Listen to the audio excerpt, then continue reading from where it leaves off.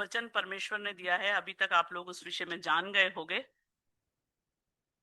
जो पैसेजेस पढ़े गए हैं, जो हमने गीत गाए हैं,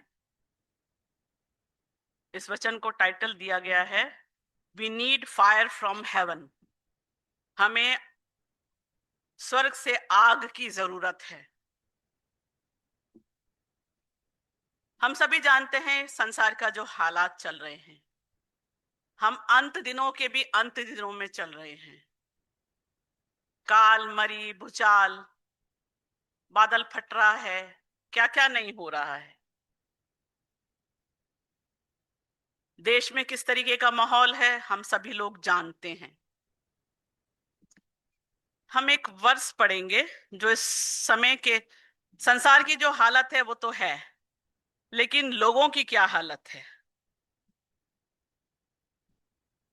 दूसरा तिमुथियुस 3:1 से लेके 5 तक यहां इस प्रकार लिखा है, पर यह स्मरण रख कि अंतिम दिनों में कठिन समय आएंगे, क्योंकि मनुष्य स्वार्थी, लोभी, डींगमार, अभिमानी, निंदक, माता पिता की आज्ञा टालने वाले, कृतघ्न, अपवित्र, दया रहित, क्षमा रहित, दोष लगाने वाले, असंयमी, कठोर, भले के बैरी, विश्वासघाती, ढीठ, घमंडी और परमेश्वर के नहीं वरन सुख विलास ही के चाहने वाले होंगे।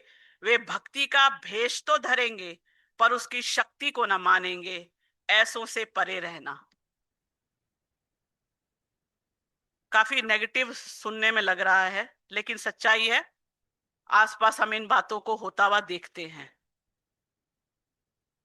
लेकिन एक बड़ी आशा हमें मिलती है जब हम जोएल नबी की पुस्तक में जो 28 हम पढ़ते हैं, 2 का 28 को, तब बड़ा विश्वास हमारा बढ़ता है। उन बातों के बाद मैं सब प्राणियों पर अपना आत्मा उंडेलूंगा, तुम्हारे बेटे बेटियां भविष्यवाणी करेंगी और तुम्हारे पुण्य स्वप्न देखेंगे और तुम्हारे जवान दर्शन देखेंगे। जोएल नबी ये भविष्यवाणी की थी, और इसका अगर हम बैकग्राउंड देखें, आप लोगों ने ऑलरेडी इसको सुन लिया है, बड़े डिटेल में पढ़ा गया है, बहन ने पढ़ा था। और प्राकृतिक आपदाएं थी यहूदा में, खेती खराब हो गई, अन्न खराब हो गया है, जो तेल है वो सूख गया है, टिड्डियों ने बर्बादी कर दी, एक सामर्थी जाति ने आकर चढ़ाई की है, जो गाय बैल हैं, जो भेड़ बकरियां हैं, सभी परेशान हैं, पेड़ पौधे सूख गए हैं, सूखा पड़ा है। और ऐसे में जोएल नबी जो है यहूदा के लोगों को ये अपील करता है कि वो पश्चाताप करें, वो शोक करें, वो उपवास करें। और योएल नबी ये बोलता है कि अगर तुम ऐसा करोगे तो परमेश्वर ने जो तुम्हारा खोया है वो सब खोया हुआ तुमको लौटाएगा। तुम्हें मन फिराने की जरूरत है, तुम्हें लौट आने की जरूरत है। और वो किसको बोलता है? ये वो सबको बोलता है कि उपवास करो, सभा को पवित्र करो, पुरनियों को बुला लो, बच्चे और दूध पियों को भी इकट्ठा करो, दूल्हा अपनी कोठरी से, दुल्हन भी निकल आए अपने कमरे से। और जो याजक हैं वो आंगन और वेदी के बीच में रो रो के प्रार्थनाएं करें। और फिर वो कहता है कि परमेश्वर जो अनुग्रहकारी है, वो जो सेना ने तुम पर हमला किया है, परमेश्वर उसे लौटा देगा। तुम्हारी चराइयां फिर खलिहान से भर जाएंगी और तुम्हारे रसकुंडों में दाख मधु और ताजा तेल उमड़ने लगेगा, और जो टिड्डियों ने तुम्हारा खाया था वो सब तुमको वापस मिल जाएगा। परमेश्वर उस सब बातों की भरपाई करेगा। ये बैकग्राउंड है इस प्रोफेसी का। और तब ये वर्ष हम पढ़ते हैं जो मैंने भी आपके सामने पढ़ी, जोएल 2:28। यानी कि परमेश्वर जो है, जब आप रिपेंटेंस करते हैं, जब आप पछताते हैं, उसके बाद परमेश्वर रेस्टोर करता है चीजों को जो खोया था। रेस्टोरेशन संसारिक चीजों का होता है, लेकिन ब्लेसिंग की जो यहां पर बात की जा रही है वो आत्मिक चीजों की ब्लेसिंग की बात की जा रही है।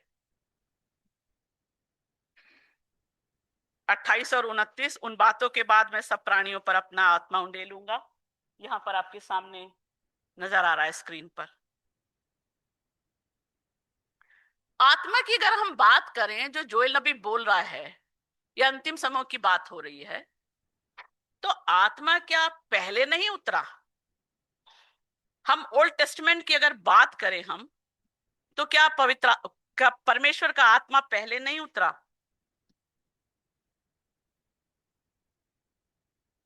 कुछ लोगों की लिस्ट है, मैं रेफरेंसेस ज्यादा नहीं दूंगी क्योंकि टाइम बहुत कम है मेरे पास बोलने के लिए, बस बता देती हूँ।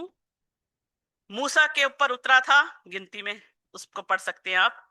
इज़राइल को लीड करने के लिए उसने आत्मा प्राप्त किया। उसके बाद 70 वृद्धों को, 70 बूढ़े लोगों को भी परमेश्वर ने उसी आत्मा में से बांटा था। एलिया के बारे में हम पढ़ते हैं पहला राजा में, भविष्यवाणी और चमत्कारों के लिए उसको आत्मा द्वारा स्ट्रॉन्ग किया गया। एलिशा के बारे में पढ़ते हैं दूसरा राजा में, एलिशा को आत्मा का दुगना भाग प्राप्त हुआ था। यहेजकेल के बारे में पढ़ते हैं, भविष्यवाणी और दर्शनों के द्वारा आत्मा ने उसे स्ट्रॉन्ग किया। मीका के बारे में पढ़ते हैं, परमेश्वर के वचन बोलने और न्याय पर जोर देने के लिए आत्मा द्वारा उसे स्ट्रॉन्ग किया गया।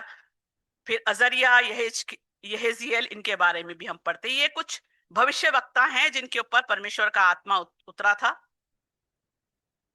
राजा भी हैं जिनके ऊपर परमेश्वर का आत्मा उतरा, हम ओल्ड टेस्टमेंट में देख पाते हैं। शाऊल के बारे में पहला शमूएल में, राजा के रूप में उसको अनॉइंटिंग मिली थी, आत्मा द्वारा उसको स्ट्रेंथन किया गया, लेकिन बाद में डिसोबीडियंस के कारण आत्मा की उपस्थिति उसके जीवन से खत्म हो गई थी।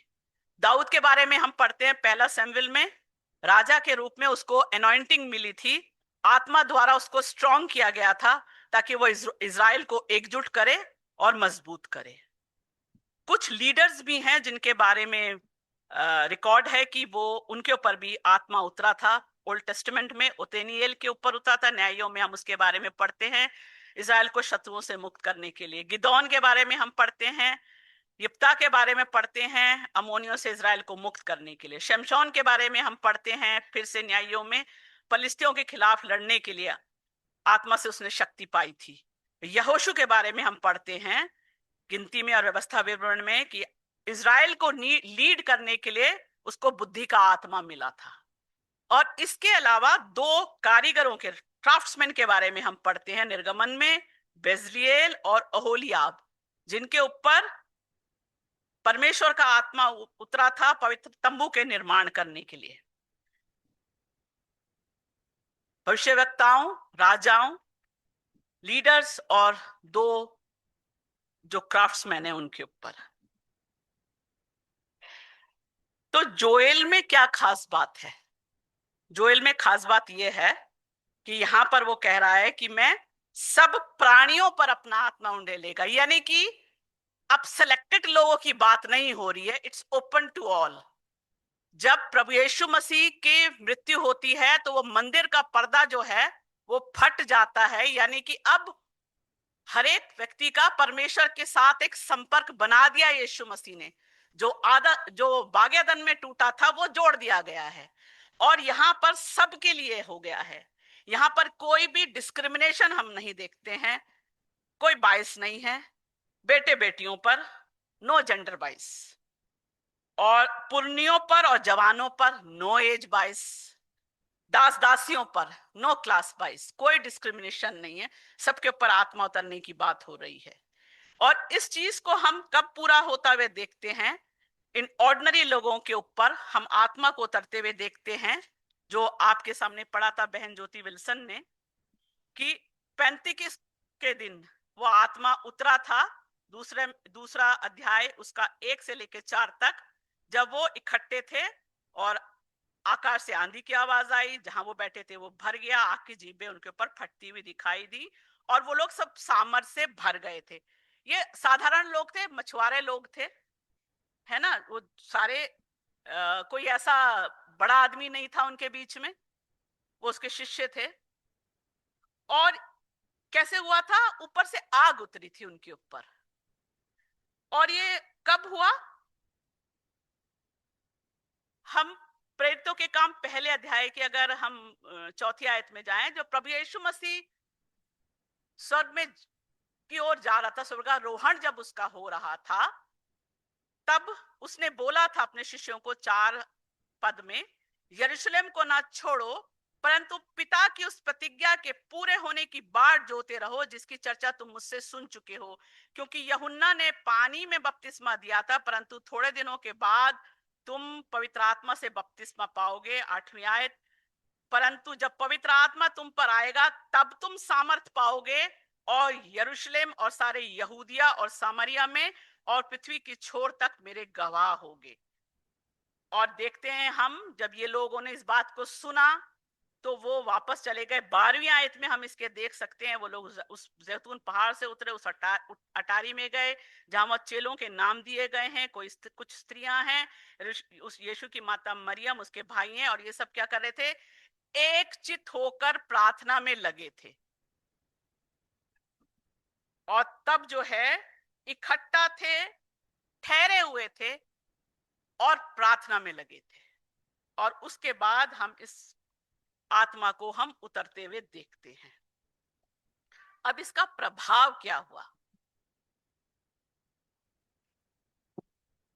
सिर्फ एक व्यक्ति के बारे में हम थोड़ी सी बात करेंगे, पतरस।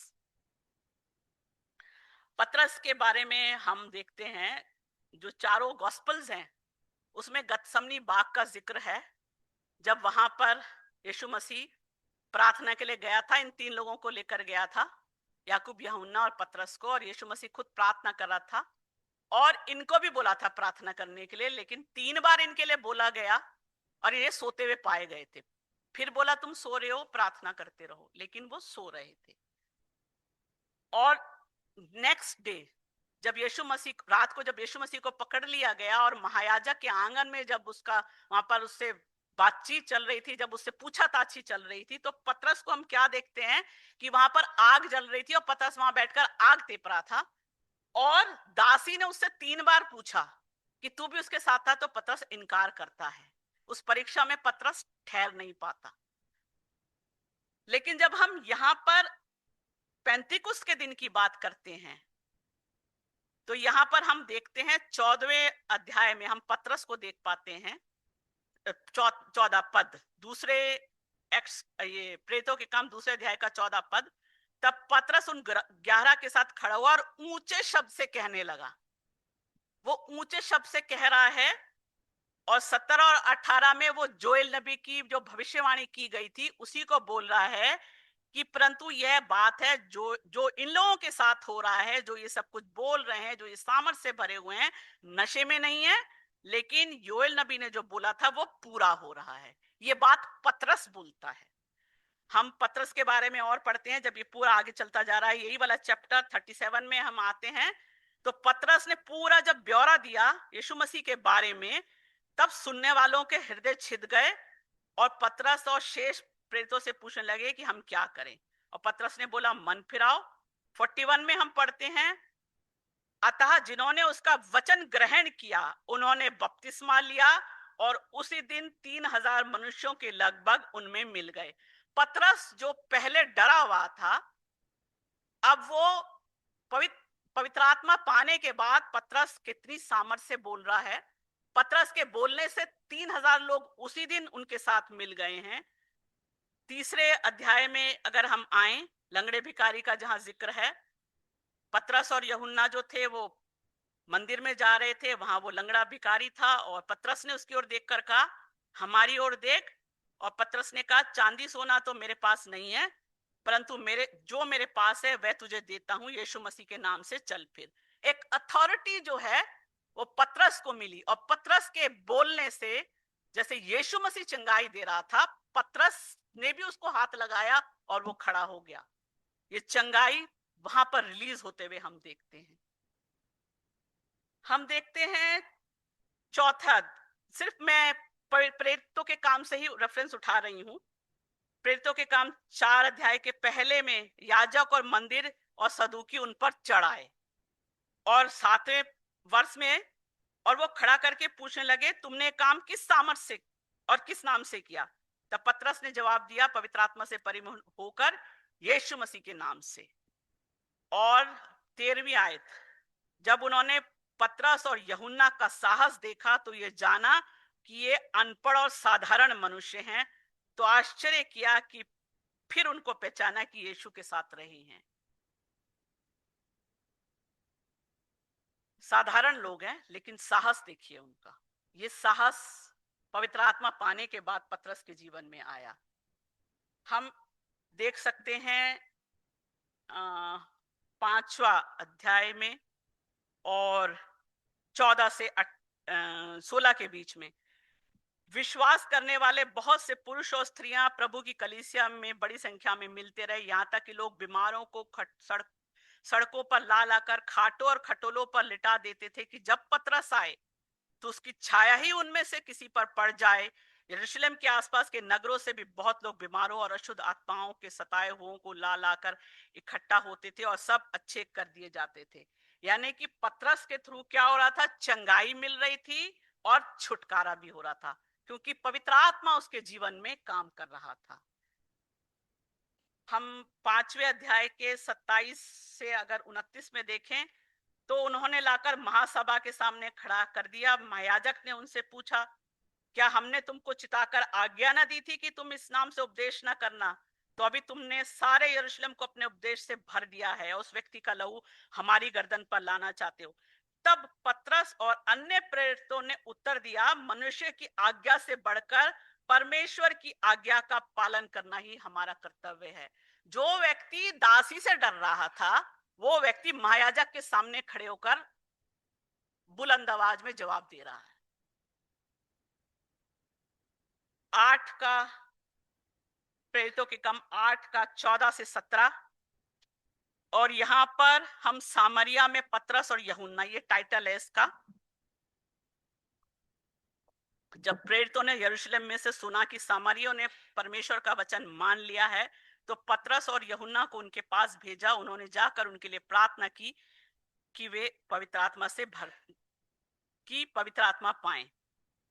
पतरस ने आकर प्रार्थनाएं की, उन दोनों ने आकर, और वहां पर वो पवित्र आत्मा से भर गए। लेइंग ऑफ हैंड हो रहा है यहाँ पर। वो सामर्थ जो पतरस के अंदर है वो रिलीज होकर दूसरों तक जा रही है। सामरियों के ऊपर भी पवित्र आत्मा उतर रहा है।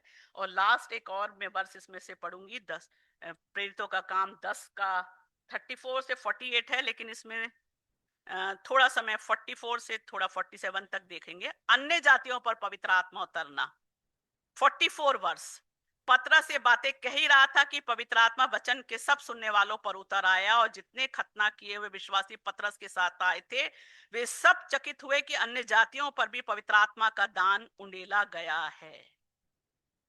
अन्य जातियों में भी पवित्र आत्मा हम रिलीज होते हुए देखते हैं।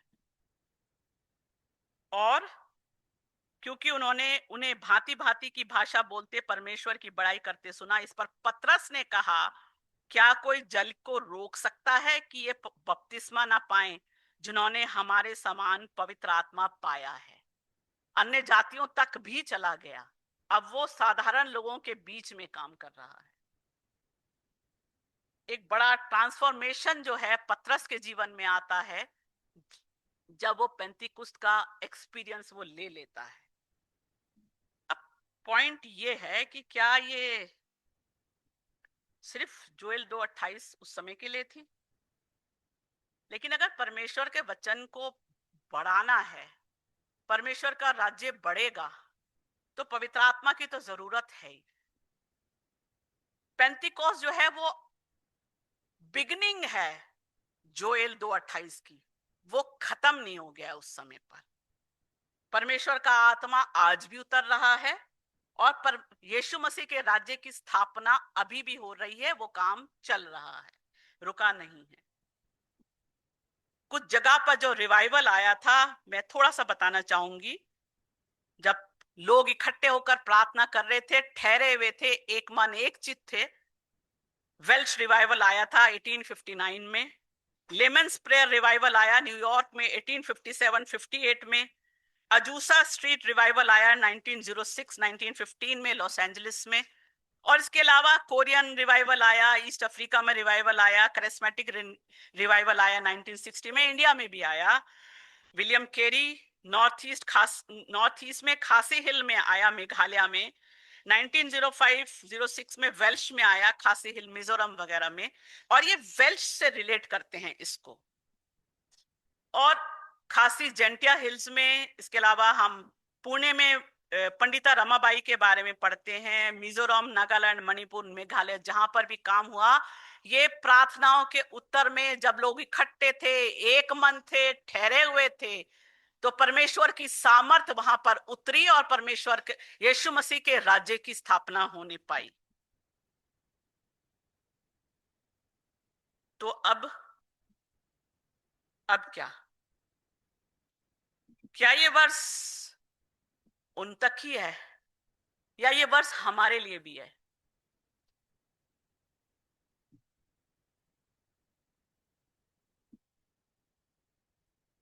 मैं बताना चाहूंगी कि भविष्यवाणी क्या होती है। ये जो एग्जैक्टली उसकी डेफिनेशन मिली है उसके हिसाब से, जिसका 2:28 में, योएल 2:28 में हम जिक्र पाते हैं, भविष्यवाणी वो संदेश होता है जो अक्सर भविष्य में होने वाली घटनाओं के बारे में बताता है, मार्गदर्शन करता है, इंसाइट देता है। भविष्यवाणी पवित्र आत्मा की देन है जो किसी व्यक्ति को परमेश्वर की ओर से जो कुछ परमेश्वर चाहता है उसे बोलने में सक्षम बनाती है। पहला कुरिन्थियों 12 में जो पवित्र आत्मा के हम 9 गिफ्ट्स के बारे में पढ़ते हैं, भविष्यवाणी उसमें से एक गिफ्ट है।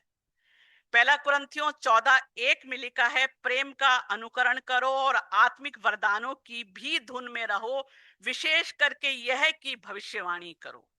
पहला कुरिन्थियों 14:12 में है, इसलिए तुम भी जब आत्मिक वरदानों की धुन में हो तो ऐसा प्रयत्न करो कि तुम्हारे वरदानों की उन्नति से कलीसिया की उन्नति हो। मनुष्य के राज्य की स्थापना नहीं होनी है यहाँ। अगर परमेश्वर वो सामर्थ दे रहा है तो किसी व्यक्ति के राज्य की स्थापना नहीं होनी है वहां पर, वो यीशु मसीह के राज्य की स्थापना होनी है।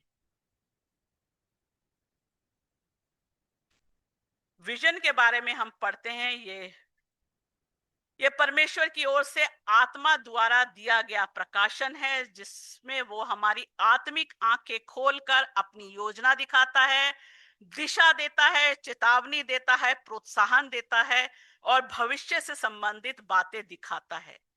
जोएल 2:28 के मुताबिक दर्शन जो है पवित्र आत्मा को उंडेले जाने का फल है। यह स्वाभाविक नहीं बल्कि सुपरनैचुरल अनुभव है जिससे विश्वासियों की कलीसिया को सामर्थ और दिशा मिलती है। नीति वचन 29:18 में लिखा है, where there is no vision people perish. जहां दर्शन की बात नहीं होती वहां लोग निरंकुश हो जाते हैं।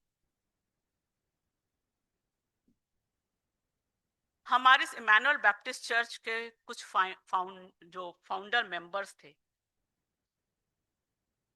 परमेश्वर ने उनको दर्शन दिया होगा और उनको यहां पर ये जगह पर ये चर्च बने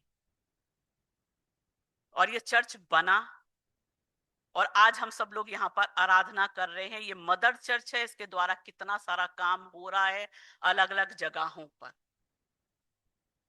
हम जो ओल्ड लोग हैं, मैं अपने आप को उसमें इंक्लूड करती हूँ और बहुत सारे जो बैठे हैं,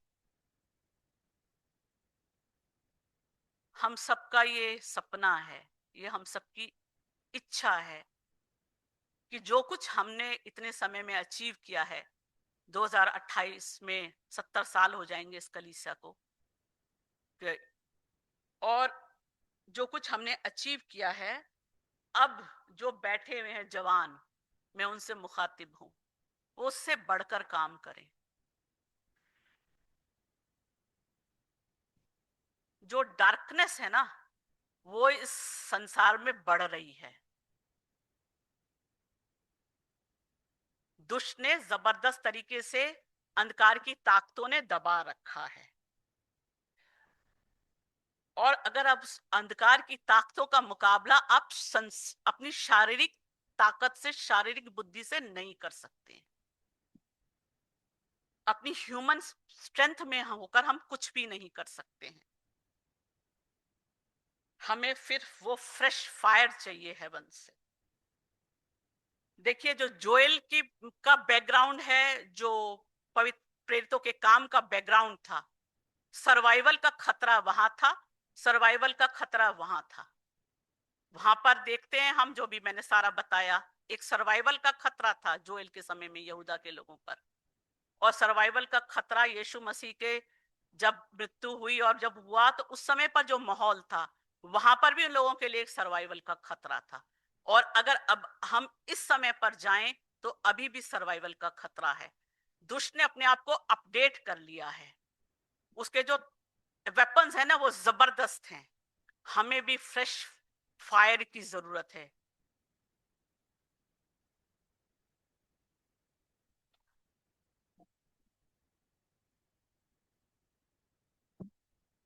परमेश्वर की आत्मा की जरूरत तो हर समय थी, और अंतिम समय में तो वो और अधिक है। लेकिन कैसे पाएंगे?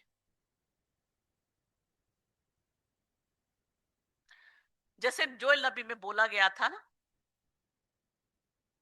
उपवास का दिन ठहराओ, इकट्ठे हो, ठहर जाओ, रुक जाओ।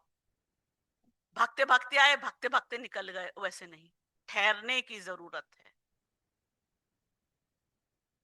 जैसे हम प्रेरितों के काम में पढ़ते हैं, यीशु मसीह के स्वर्गारोहण और पैंतीकुस के बीच में 10 दिन का समय था। वो लोग एकचित होकर प्रार्थना में लगे थे। संसार और संसारिक बातों की ओर उनका मन नहीं लगा हुआ था उस समय पर।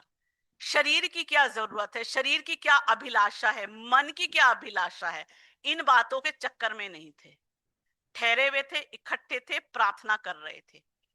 और जब वो प्रार्थना कर रहे थे, वेट कर रहे थे, और जब वेट कर रहे थे तब वहां पर वो सामर्थ उनके जीवन में उतरी थी। उसको पाने से पहले एक मन होने की जरूरत है, पश्चातापी हृदय चाहिए, मन साफ हो, मुलायम हो, संसारिक बातों से मन हट जाए, जैसा जोएल और हम प्रेरितों के काम में देखते हैं। ऐसा मन जिसको हंगर हो उसको पाने का। अगर हंगर नहीं है तो कैसे मिलेगा? आकर ठहरेंगे नहीं तो कैसे पाएंगे?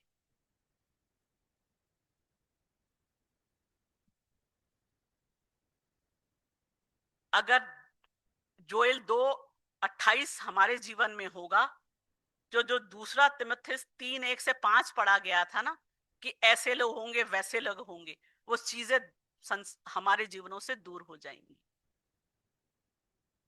उसके गवाह बनने के लिए सामर्थ्य की जरूरत है। हम बहुत सा इनाम पाना चाहते हैं, बहुत सा एप्रिसिएशन चाहते हैं, मनुष्य का शायद, परमेश्वर का क्यों नहीं? परमेश्वर के सामने खाली हाथ जाएंगे क्या? आत्माओं को लेकर जाने की जरूरत है। और गवाह तभी बन पाएंगे जब उसकी सामर्थ हमारे जीवन में काम करेगी। पतरस के जीवन में हमने देखा, जब तक वो वहां पर था, प्रार्थना नहीं करी थी, तो वो परीक्षा में स्थिर नहीं रह सका, उसका मुंह खुला नहीं तब तक। लेकिन जब वो उसने वो एक्सपीरियंस ले लिया, जब उसके जीवन में सामर्थ उतर आई, तब उसका मुंह खुल गया और परमेश्वर ने उसको सामर्थ दी और बड़े बड़े काम होने पाए। देखिए, ये सामर्थ जो है ना, वो सिर्फ प्रभु यीशु मसीह के राज्य के प्रचार के लिए नहीं चाहिए, वो तो चाहिए ही चाहिए। लेकिन इस सामर्थ को हमें चाहिए क्योंकि हम 10 कुआरियों के बारे में जैसा भी हमने गाया था, कि कुछ के 5 के पास तो मशालें थी और बुझ गई थी, लेकिन 5 के पास मशालों के अलावा उनकी कुप्पियों में तेल भी था। और अगर कुप्पियों में तेल था, वही उस दूल्हे के साथ उस घर में प्रवेश करने पाई। आज सबको जरूरत है कि हम उस तेल को पाएं, उस फ्रेश एनॉइंटिंग को पाएं। ठहरने की जरूरत है, इकट्ठा होने की जरूरत है, एक समय के सीमा से निकलकर। अकेले कोई अपने कमरे में बैठेगा तो शायद नहीं, बाइबल के अनुसार, लेकिन इकट्ठे होकर प्रार्थनाओं की जरूरत है, एक मन होने की जरूरत है, एकचित होने की जरूरत है। तब परमेश्वर की सामर्थ उतरेगी। अंधकार की ताकत जितना बढ़ रही हो बढ़े, लेकिन अगर जैसे बोला जाता है मेरे अंदर वो है बड़ा है उससे जो इस संसार में है, अगर वो मेरे अंदर है, अगर वो पवित्र आत्मा मेरे अंदर है, तो वो बड़ा है उससे जो इस संसार में है। परमेश्वर आप सभी लोगों के इन बातों के द्वारा आप सभी के मनों से बातचीत करे, परमेश्वर आपको तैयार करे, विशेष रूप से जवानों के जीवन में परमेश्वर काम करे। जवानों को, कलीसिया को संभालना है आगे जाकर, उनको अनॉइंटिंग की जरूरत है। प्रभु आप सभी को आशीष दे।